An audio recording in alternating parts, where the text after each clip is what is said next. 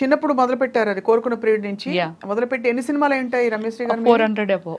400 above in 9 languages 9 ఆ మిగతా భాషల్లోకి ఎలా మీరు అలా అలా వెళ్ళిపోయారు సార్ అది నాకు ఏమిటంటే ఫస్ట్ ఇప్పుడు సోషల్ మీడియా వచ్చింది, నాకు ఫస్ట్ నుంచి ఏమిటంటే ఫేస్బుక్ మెయింటైన్ చేయడం ఓన్గానే. ఫేస్బుక్ వరల్డ్ వెళ్ళిపోయేది, నాకు లేని కంట్రీలో ఫ్యాన్స్ లేరు. బ్రెజిల్, పాకిస్తాన్, యుఎస్ఏ, యూకే, ఇంక ఇవే వేరే వేరే బ్రెజిల్లో అయితే 80 మంది ఉన్నారండి నాకు నా ఫ్యాన్స్. అంటే ఫస్ట్ నుంచి ఏమిటంటే నేను ఇంటర్నేషనల్ మోడలింగ్ చేశాను. నేను అది కూడా చేశారు. బ్రిట్నీ స్పేర్కి నేను ఫస్ట్ ప్లేస్లో వచ్చానండి. Eyes and nose and lips నాకు.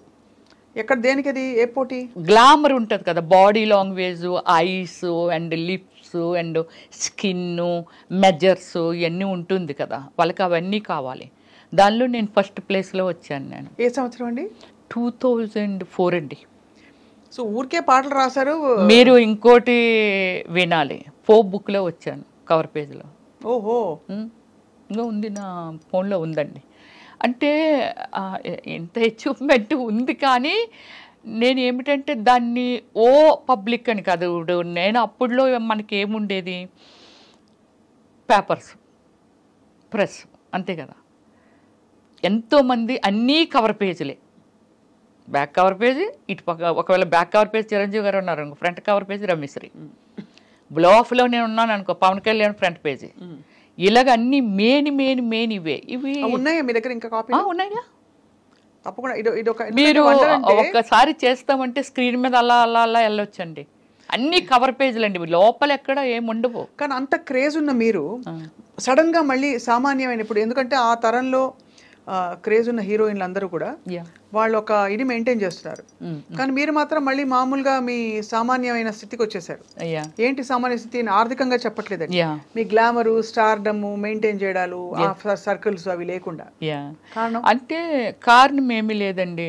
పొలిటికల్ అంటే నాకు కొందరు పెద్దలు చెప్పిందని కాదు, కానీ డీసెంట్గా ఉండాలి, తర్వాత నానకూడదు, ఆ వర్డ్ అదే అనుకుంటాను, అది ఉంది. అయితే ఇంకోటి నేను చెప్తాను, ఆత్మ సౌందర్యం లేనిది, ఆత్మశుద్ధి లేనిది శివ పూజలు ఎలా, మనల్ని మనం శుద్ధిగా ఉంచుకున్నప్పుడే కదా ఎదుటి వాళ్ళని. ఇప్పుడు నేను గ్లామర్గా ఉన్నాను, ఆవిడ స్లీవ్లెస్ వేస్తుంది అనేది.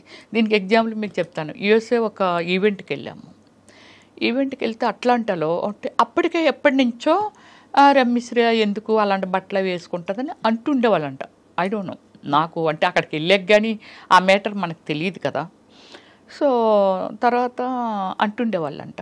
చాలామంది ఏమనేవాళ్ళంట, బట్టలది ఏముంది, ఇక్కడ మనం వేసుకోవట్లేదా, మనం ఉండేది ఏ కల్చర్లో ఉన్నాం. ఇది దుబాయ్లో విన్నానండి, యుఎస్ఏలో విన్నాను. ఈ వర్డ్స్ సేమ్ వర్డ్స్ ఎప్పటి నుంచో తీసుకొద్దామని అనుకుంటున్నారు, కానీ ఆవిడ చాలా ఫాష్ ఉంటుంది బట్టలు. ఎక్కడ ఫాష్ ఉంటాను? స్క్రీన్ మీద. నేను వెళ్ళిన తర్వాత అక్కడ ఎలాగ మా వాళ్ళు ఒప్పేనేనండి, అదండి ఇదండి, అబ్బాయి ఏమి డీసెంట్ ఉన్నారు రమ్య గారు మీరు అని అంటే, ఒక ఆయనండి, అందరివి ఉన్నాం డిన్నర్ చేస్తున్నాం, ఆయన అన్నారు, చీర కట్టిన ప్రతి ఆడది పతివ్రత కాదు, వాళ్ళ డ్రెస్సింగ్ దీన్ని పెట్టి ఎవరిని ఎప్పుడు అంచనా వేయకూడదని అందరి మధ్య ఆయన మాట్లాడారు. గ్రేట్. అవును, డైరెక్ట్గా నన్ను ఉద్దేశించి ఇంకోళ్ళు ఉద్దేశించి కాదు, నా వర్షన అల్లో ఉంది ఏది ఎప్పుడో, కానీ అది ఆయన అప్పుడు ఓపెన్ చేశారనమాట అలాగా. సో అలా అంటే ఏమిటంటే ఒక డ్రెస్సింగ్ని పెట్టో లేకపోతే ఏదో పెట్టి, నేను చేసిన సినిమాలు నేను ఒకటే చెప్పాను,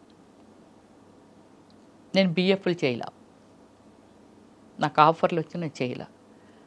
వచ్చాయా ఆఫర్లు? అయ్యో నేను చెయ్యను, లాయర్ని పెట్టి మరీ వాయించాను తెలుసండి, చాలా ఫోర్స్ ఉండేది నా మీద. ఎవరు ఫోర్స్ చేసేవారు? షూట్ చేసేవాళ్ళు, ఎవరైతే దానికి స్పాన్సర్స్ ఉంటారో ఇదంతా ఉంటుంది కదండి. అంటే చాలా లాంగ్వేజెస్లో చేశాను కదా, బాగా స్ప్రెడ్ అయ్యి వరల్డ్ వైజ్ స్ప్రెడ్ అయ్యాను నేను.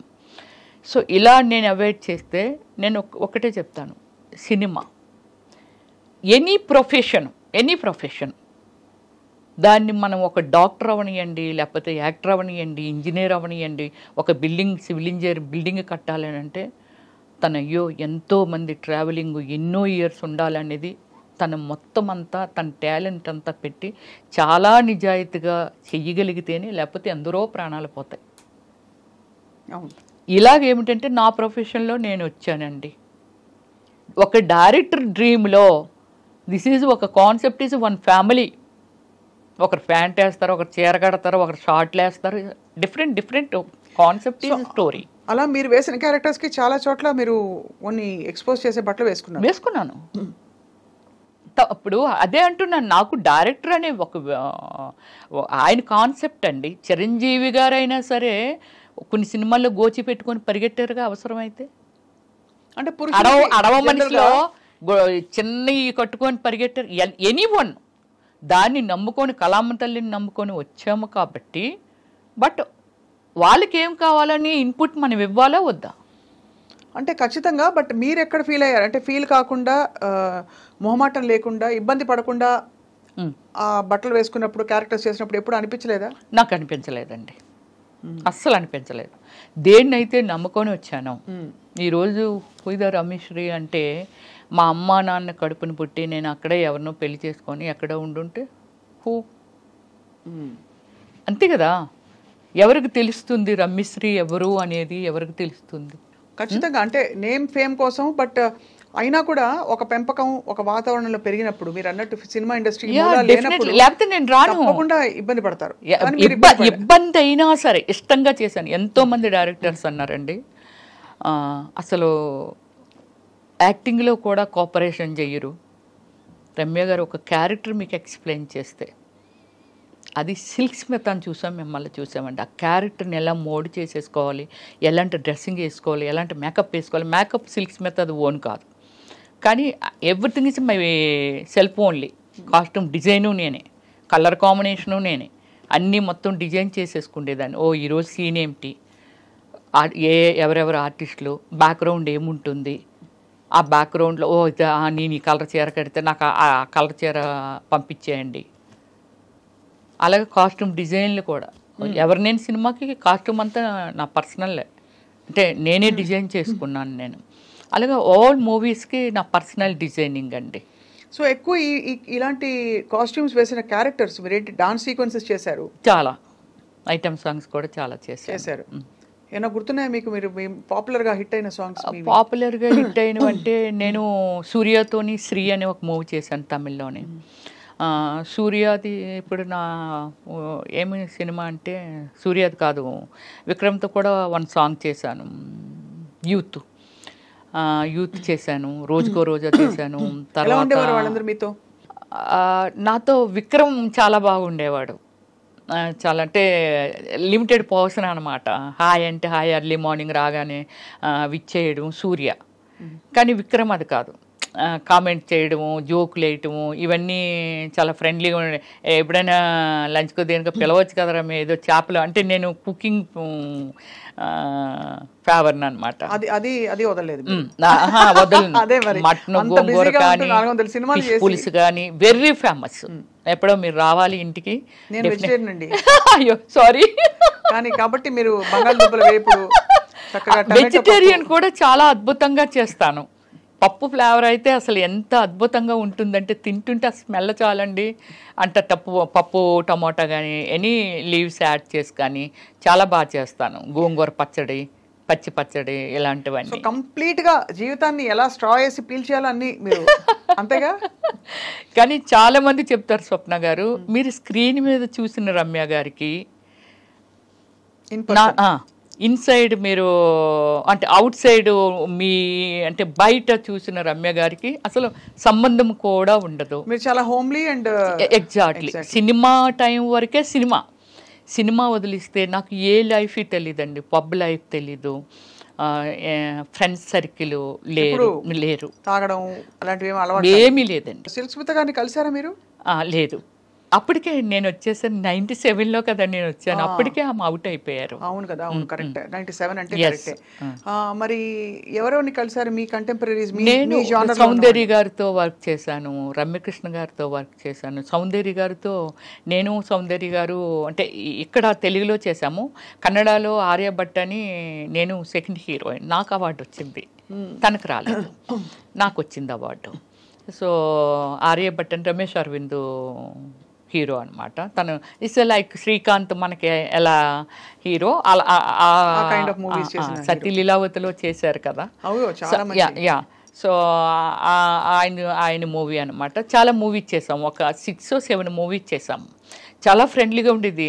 రమ్య నువ్వు అంటే మామూలు చైర్స్ వేసుకొని ఇంకా వేరే ఎక్కువ ఆర్టిస్టులు ఉంటారు కదా, మాట్లాడుకొని ఇదంతా చేస్తున్నప్పుడు నువ్వేమైనా దూదులు పెట్టుకుంటావా రమ్య, అందరూ సరదాగా డిస్కస్ చేసి నవ్వినా సరే నువ్వు నవ్వు అలా ఉండిపోతావు ఏమిటి, ఎక్కడో చైర్ వేసుకుంటావేంట్రా, నన్ను రా అనేది, ఎక్కడో చైర్ వేసుకుంటావేంట్రా అనేసి అని.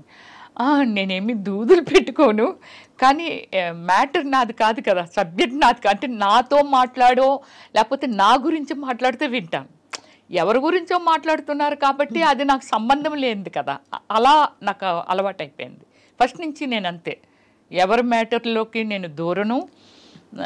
ఎనీ పాసిబిలిటీ స్వప్న గారు చాలా వరకు అయ్యో పాపం అనే హార్ట్ ఉంది నా దగ్గర.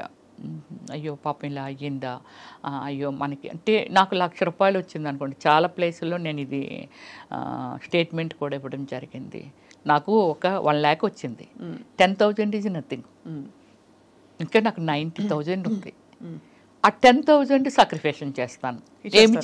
ఏమి చెయ్యాలి, దేనికోసం యూజ్ చేయాలి ఏమిటి అనేది. సో 27 కంట్రీస్ తిరిగాను నేనైతే. ఎంత హైయెస్ట్ రెమ్యూనరేషన్ ఎప్పుడు అందుకున్నారు?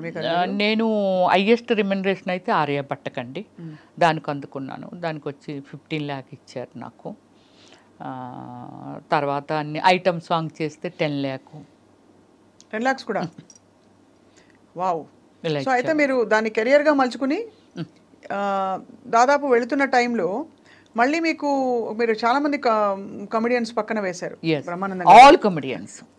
ఆల్ కమెడియన్స్తో, సుమన్ శెట్టితో కూడా చేశాను నేను.